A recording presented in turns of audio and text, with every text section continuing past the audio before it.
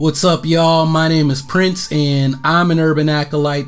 This is my channel, Golden Bell Training, where I talk to you about martial arts, strength and conditioning, and how to become a plant strong Jedi, because I want to help you become the baddest mofo in your dojo. So we talk about, like I said, martial arts, strength and conditioning, supplements, all kind of fitness related stuff to develop the body and the mind. This month I'm doing video every day in August, and there are some topics that what's her name, Amy Schmittauer, she just got married, so I think her name is like Amy Landoni or something now, but she has topics to help us get through this 30 days of videos, and today's video is supposed to be about what's the first app you check every day.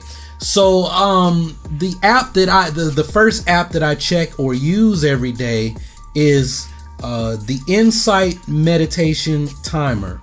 Right, so I'm trying to pull it up so I can show it to you guys. Right, so this, like I said, Insight meditation timer, I use it to track my my practice. Right, so if you see there, you see 586 consecutive days. I started that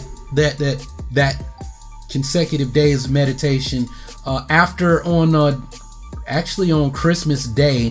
When was that? When did Rogue One come out? 2016, December 2016.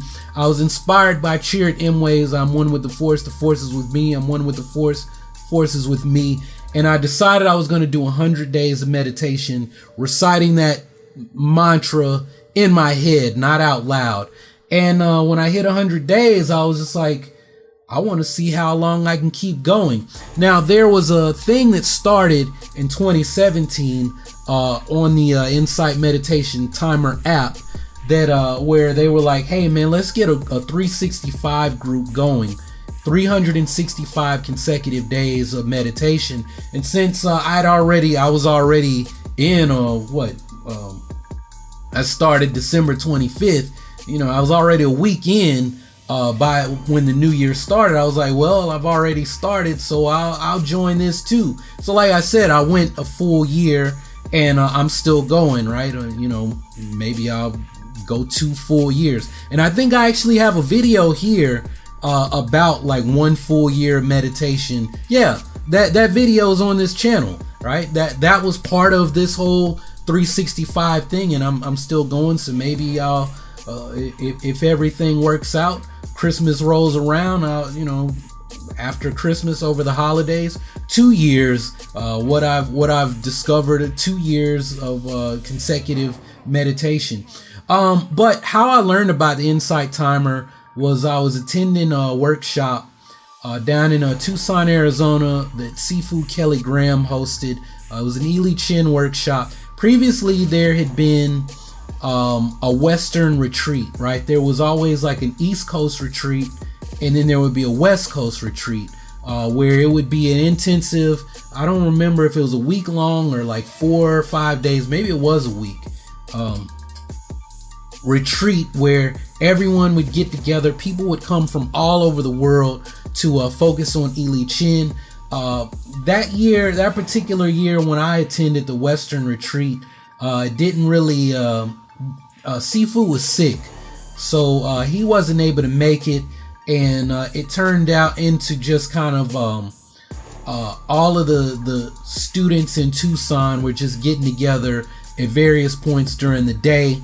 Since I was there from out of town, I actually slept at the school. There was a shower, full bathroom, kitchen, and everything. There was a pull-out couch, so I slept at the school. It was pretty cool.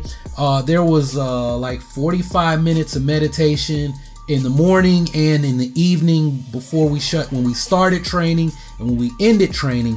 And that's where I learned about the Insight Meditation Timer app, right? And it was pretty cool.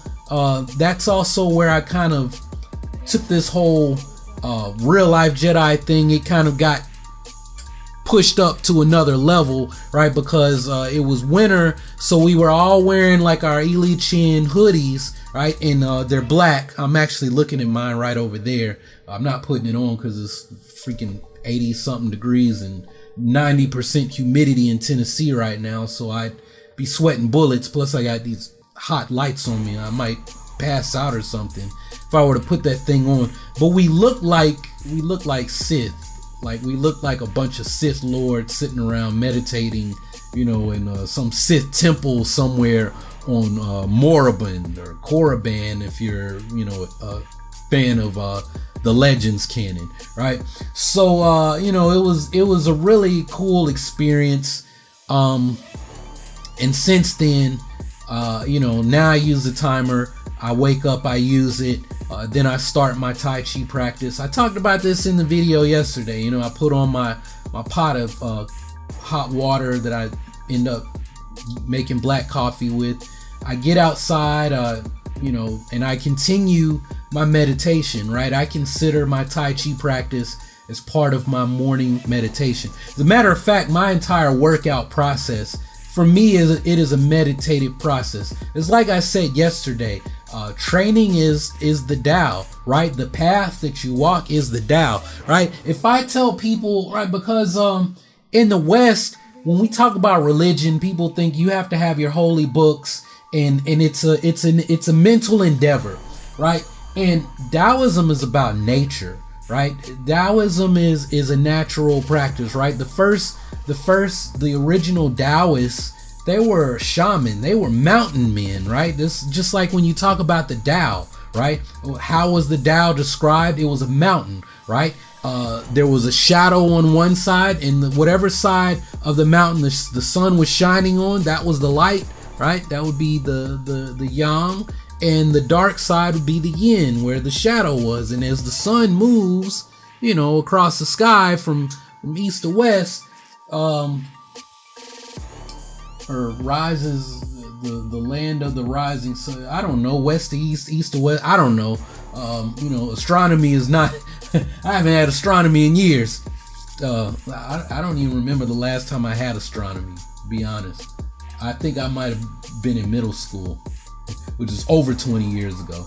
Anyway, whatever direction, it doesn't matter. The point is as the sun moves, the shadows are going to change on the mountain. So you have yin and yang moving. There's this relationship, there's this idea of movement and this idea of harmony, right? Because if the sun stops, if it stops moving, right, things wilt, right? You have stagnation. Stagnation is bad, right? When we talk about the flow, the movement of chi, and I'm not talking about chi as some universal energy, just chi is anything, it's stuff, the river, your blood, right? You have stagnation, bad things happen, right? You get disease, sickness, you get bored, you start to make mistakes, you just it's not good, right? Even when we're still, right? And you say, well, you're still right now, there's stagnation. No, not really, because there's a difference between being still and not moving, right? There's a difference between stillness and not moving, right? I might be still to your eye, but I can be making micro movements, micro adjustments, you know? I might be moving on a level that you can't see. I might be moving and massaging my internal organs, and you wouldn't be aware of that. You'd have no way of knowing that, right? But in the West, we think of, you know, I'm a Taoism, and you think, oh, well, you got to read these books about the Tao, and you've got to think these things, and you've got to act this certain way, right? And it's people pushing what they think, their ideas onto you. And Bruce Lee had a saying where he said, look, you know, I'm not going to live up to your expectations, but you're not going to live up to mine, right? And to me, that's a Taoist thing. And I'm learning that Bruce Lee was like a big Taoist. Like he was, his students, the people that I'm reading about in his the big 700-page biography, right? These people who aren't like famous martial artists that were just, you know, wealthy people who, you know, Bruce Lee needed to make money, you know, as a struggling actor in Hollywood. And these people he was charging as his students who didn't want to become some great martial artist, right? They're a screenplay writer, they're a director, a producer, they're already wealthy, right? Why do they want to go and, tell, oh yeah, I can teach you Jeet Kune Do? No, it's these guys, these rich guys who are just looking for a new challenge, in life, or they want to be in better shape because, they want to do something more fulfilling than going to Vegas and buying hookers and sniffing coke off their titties and stuff, right?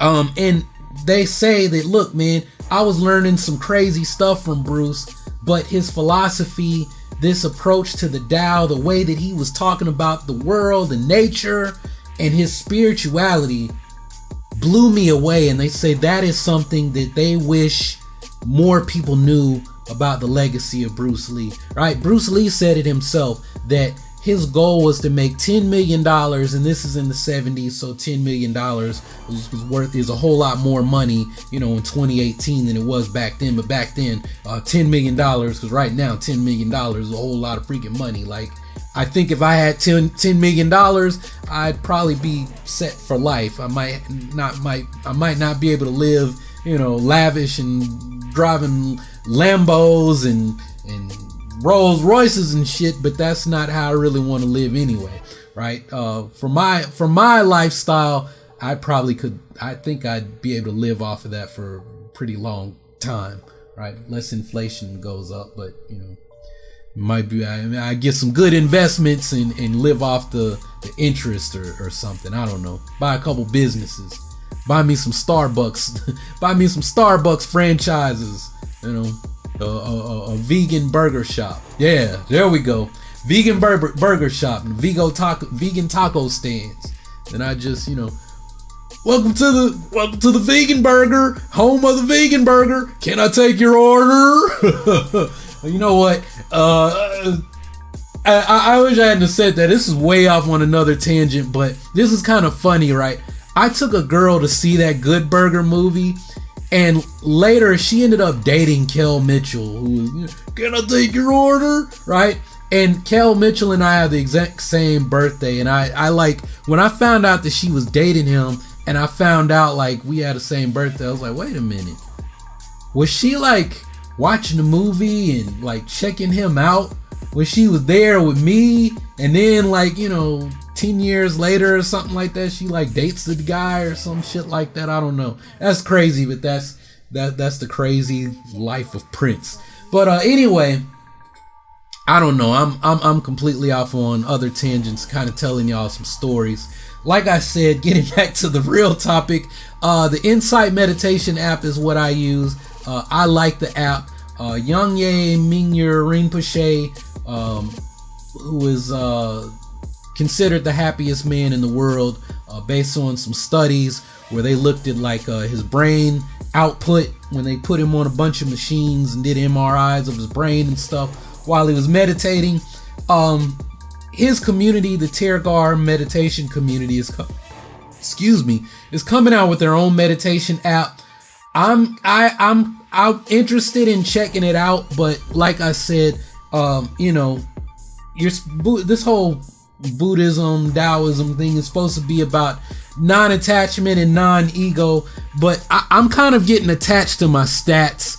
I like this, and it's like if I start using a different app, I'm gonna have to start over from scratch, right? Like I'm at 586 days. It says I got an upcoming milestone in 4 days. I'm gonna hit 590 days. Then I have another milestone, 10 days. It'd be 600 consecutive days, and I can see all kind of charts and stuff. And there's a community. It tells me that I've had 1,000 days with at least one session. I have 101 milestones achieved, right? There's a community on here. You can message people. You can thank them. I've got like 47 friends. A bunch of them are actually people who watch me here on YouTube and have gotten the app. And, I usually accept people's friend requests. It might take me a while to see them, but when I do, it's like, I don't know if they have access to my information, but my point is I'm kind of attached to this. which is good and not good. You know, it's like, am I getting the ego thing? But it's good for me. It's like, oh man, you didn't meditate and you got to hurry up before midnight gets here and start a session for the day, because you got to keep your stats going, right? And sometimes, you know, just that dopamine kick that I gotten my stats up, right? It also helps me, because there is a difference that I've noticed when the first thing I do is get up, wake up, get out of bed and sit and breathe and just be present, versus sometimes I'll wait to the end of the day and it's like I've gone through the whole day and maybe I've flown off the handle, maybe I didn't handle things the way I should, or maybe I just slacked off the whole day. Because I do notice sometimes that if I'm tired and I sit and I meditate and maybe I say, well, I'm kind of sleepy, I wanted to hit the snooze button, but I'm feeling good, maybe I'll just meditate the 2 or 3 times that I would have hit the snooze button. I'll spend that 15 minutes longer meditating, and I'll actually feel better. Like whatever, you know, the chemicals, neurochemicals, whatever, the determining if I'm alert or asleep. Hey man, you know, I'm not trying to promote any pseudoscience, because I hate that stuff. But just, you know, this is just, you know, me telling my story, telling how I feel, right? I feel better. I feel more alert. I don't feel as fatigued. And maybe there's something to it, like that extra 15 minutes that I spent meditating that I could have spent sleeping and not wanting to get up. Like, you know, maybe it clears out some of those chemicals or whatever, or just, you know, what I think is happening. So try that app out. I didn't mean to talk this long to you guys, but you know, I got on a couple of tangents, and I'm not gonna edit them out. I'm gonna leave that all in here. So anyway, I don't know what the topic is for tomorrow, but you know, I had fun hanging out with you guys. It was kind of been therapeutic, right? So thanks for allowing me to share with you guys. I'm gonna get this video posted and get my Star Wars video posted that I recorded right before this one, and then I'm actually gonna get to bed because I've been staying up too late this week. So I will holler at you guys in the next video. I gotta get these posted and get my Elite Chin stuff going in the morning. I'm trying to learn the next 3 moves in my 21 form, and I'm very excited about that. So thanks for hanging out. Thanks for watching. Subscribe if you want more of this stuff, more of the real life Jedi stuff that I'm talking here on Golden Bell Training, how to become a Jedi in them streets and a Sith in the sheets. Y'all think I'm joking, but I actually got a video that I'm working on about how for fellas, there's been some studies that show, you know, if you get on a whole food plant-based diet, it might give you a banana.